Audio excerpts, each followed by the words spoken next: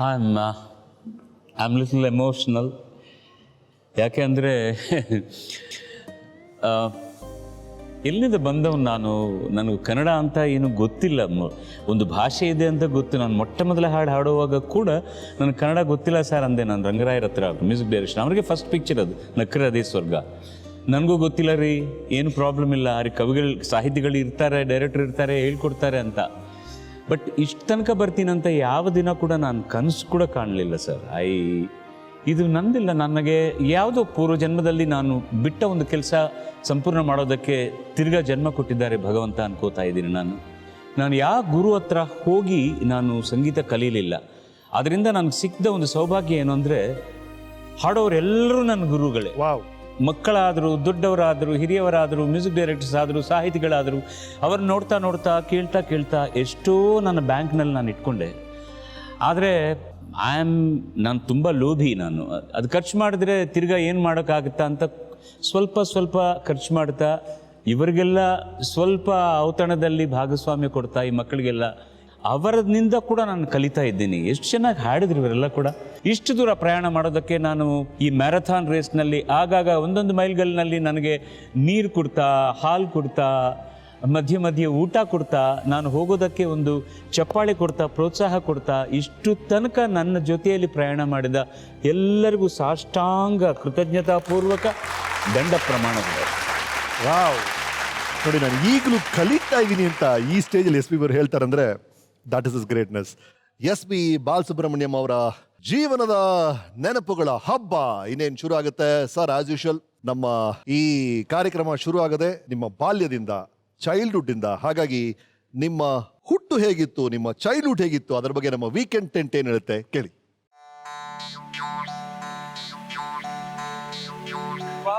ಸುಕುಮಾರ ಸುಶರೀರ ಸುಂದರ ನಾಗ తీర జో ఉయ్యాల వేసి పాట పాడేదాన్ని నేను. నాకు చిన్న వయసు కదా, 14 ఏళ్ళలో నేనే ఒక చిన్నదాన్ని. నాకే ఒక బిడ్డ పుట్టాడు. ఆ బిడ్డను చూసి ఎంత సంతోషపడ్డాను. ఈ చిన్న వేళ్ళు, ఈ చిన్న కాళ్ళు చూసి ఎంత మురిసిపోయాను.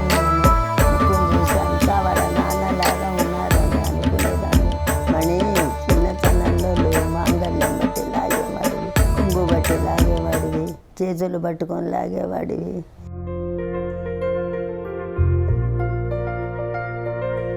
మొదటి బిడ్డ కదా, అందరూ గారాభంగా చూశారు వాడిని. మా నాయనకైతే భలే ప్రాణం వాడి. పాల్గోవ తెచ్చి పెట్టేవాడు. చిన్నప్పటి నుంచి పాటలు పిచ్చి జాస్తి వాళ్ళకు. ఉయ్యాల్లో ఎప్పుడు ఊగుతూ ఉంటే పాడుతూ ఉండాలి. ఆజా ఆజారే జుమ్ జుమ్ బరిసే బాధలువా, హిందీ పాటలే కావాలా వాడికి. నన్ను ఏ పని చేసుకొని ఇచ్చేవాడి కాదు నాయన. నిన్ను చూస్తుంటేనే ముద్దుగా ఉండేది నాకు. ఎవరికైనా ఇచ్చామంటే ఏం చేస్తారో ఏమో, కింద పడేస్తారో అని భయంగా ఉండేది నాకు. ఎంతో ముచ్చటగా నిన్ను పెంచుకున్నాను ఆయన. మీ నాన్నగారు చక్కగా హరికథలు చెప్పి విద్వాంసులుగా ఉండేవారు. పాటలు త్యాగరాజ కుర్చీలు ఎన్ని వచ్చునో ఆయనకు చెప్పడానికి అలివి లేదు. అంత వంశాన్ని పేరు తెచ్చి కాపాడావు నాయన. చాలు, నాకు అదే చాలు. నా ఆశీర్వాదం ఎప్పుడు ఉంటుంది, మీ నాన్నగారి ఆశీర్వాదం ఎల్లప్పుడూ ఉంటుంది. 100 ఏళ్ళు లక్షణంగా ఉండాలని కోరుకుంటాను ఆయన.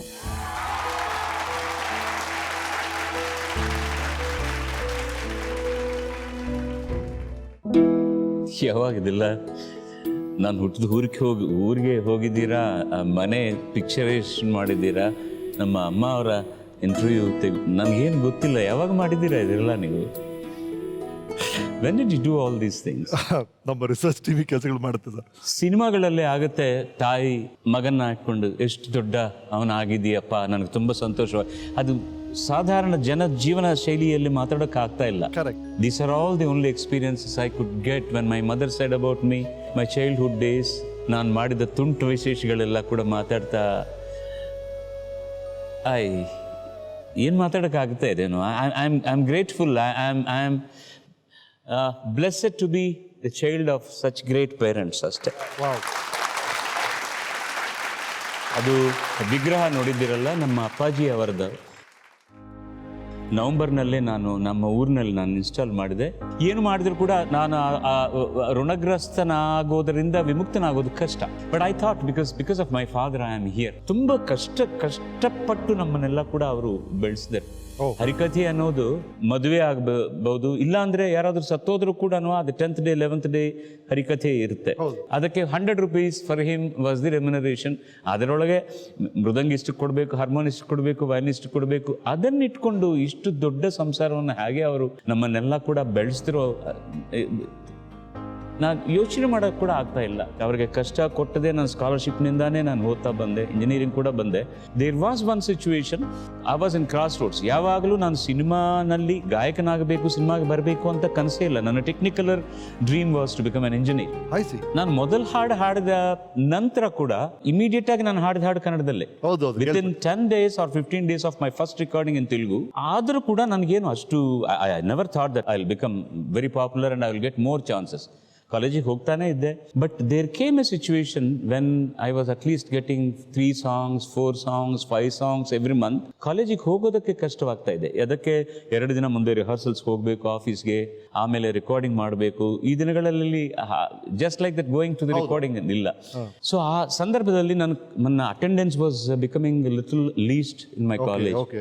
ಏನು ಮಾಡೋಕ್ಕಾಗ್ತಾ ಇಲ್ಲ. ನಾ ಅಪ್ಪಾಜಿ ಅವ್ರ ಹತ್ರ ಹೋಗಿ ನಾನು ಅವ್ರ ಸಲಹೆ ಹೇಳಿದೆ. ಅವ್ರು ಏನು ಹೇಳಿದ್ರು ಗೊತ್ತಾ, ನಿನಗೆ ಭವಿಷ್ಯದಲ್ಲಿ ಯಾವುದು ಅನ್ನ ಹಾಕ್ತೋ ಅಂತ ನನಗೂ ಗೊತ್ತಿಲ್ಲ, ನಿನಗೂ ಗೊತ್ತಿಲ್ಲ.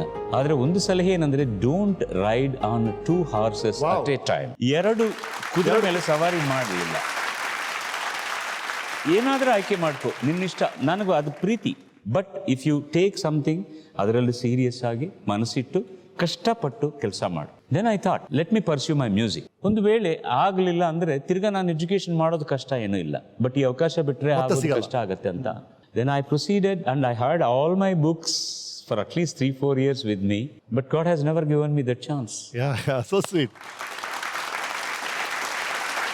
ರೈಟ್. ನಿಮಗೆ ಈ ಥರ ಈ ಗೀತೆಗಳ ಬಗ್ಗೆ, ಸಂಗೀತದ ಬಗ್ಗೆ ಒಲವು ಶುರುವಾಗಿದ್ದು ಬಾಲ್ಯದಲ್ಲಿ ಯಾವ ಪೀರಿಯಡ್ ಅಲ್ಲಿ ಸರ್? ಅಪ್ಪನ ಜೊತೆಗೆ ಹೋಗ್ತಾ ಇದ್ದೀರಾ ನೀವು? ಹರಿಕಥೆಗೆಲ್ಲ ಹೋಗಿರ್ತೀರಾ? Not always. ಒಂದು ಸರ್ತಿ ಹೋಗಿ ನನಗೆ ಸ್ವಲ್ಪ ಊಹೆ ಬಂದ ಮೇಲೆ ಅವ್ರ ಜೊತೆಯಲ್ಲಿ ಹೋಗಿ ನನಗೆ ತುಂಬ ಕಷ್ಟವಾಯ್ತು ನೋಡೋದಕ್ಕೆ. ಬಿಕಾಸ್ ಒಂದು ವಿಷಯ ಹೇಳಬೇಕು ಅಂದ್ರೆ, ಅಪ್ಪಾಜಿ ನಾಟಕ ಕೂಡ ಮಾಡ್ತಾ ಬಂದರು. ಅವರು ರಾಮದಾಸ್ ಕ್ಯಾರೆಕ್ಟರ್ ಮಾಡುವಾಗ ಅದರಲ್ಲಿ ರಘುರಾಮ್ ಅವರ ಮಗನ ಕ್ಯಾರೆಕ್ಟರ್ ನಾನು 5 years ಸರಿ ಅದು ನಾನು ಮಾಡಿದೆ. ಫಸ್ಟ್ ಸೀನ್ನಲ್ಲಿ ಬರ್ತೀನಿ, ತಿರ್ಗಾ ಎಂಡ್ ಸೀನ್ನಲ್ಲಿ ಬರಬೇಕು. ಅಪ್ಪಾಜಿ ಅವರನ್ನು ತಾನೇಶಾ ಅವರು ಅರೆಸ್ಟ್ ಮಾಡಿ ಅವ್ರು ಕರ್ಕೊಂಡು ಹೋಗ್ತಾರೆ ಜೈಲ್ಗೆ. ಈ ಮಧ್ಯದಲ್ಲಿ ಆ ದಿನಗಳೆಲ್ಲ 10-10:30 ಸ್ಟಾರ್ಟ್ ಮಾಡೋದು ನೈಟು, ರಾತ್ರಿ ಎಲ್ಲ ಆಗ್ತಾ ಇರುತ್ತೆ. ನಾನು ಮಲಗಿದೆ. ಕರೆಕ್ಟ್ ಆ ಸೀನ್ ಬರುವಾಗ ನಾನು ನೆಬ್ಸಿ ಸ್ಟೇಜ್ ಕಳ್ಸೋರು. ನನ್ನ ಅಪ್ಪಾಜಿ ಅವ್ರಿಗೆ ಇದೆಲ್ಲ ಹತ್ಕಡಿ ಮಾಡ್ಬಿಟ್ಟು ಅವ್ರು ಅಳ್ತಾ ರಾಮ ಅಂದ್ರು. ಯಾಕೆ ನಮ್ಮ ಅಪ್ಪಾಜಿ ಅವ್ರು ಮಾಡ್ತಾರೆ? ನಾನು ಅವ್ರ ಕಾಲ ಮೇಲೆ ಬಿದ್ದು ಏನೇನೋ ಮಾಡಿದ್ರೆ ಜನ ಎಷ್ಟು ಚೆನ್ನಾಗಿ ಆಕ್ಟ್ ಮಾಡ್ತಾ ಇದ್ದಾನೆ.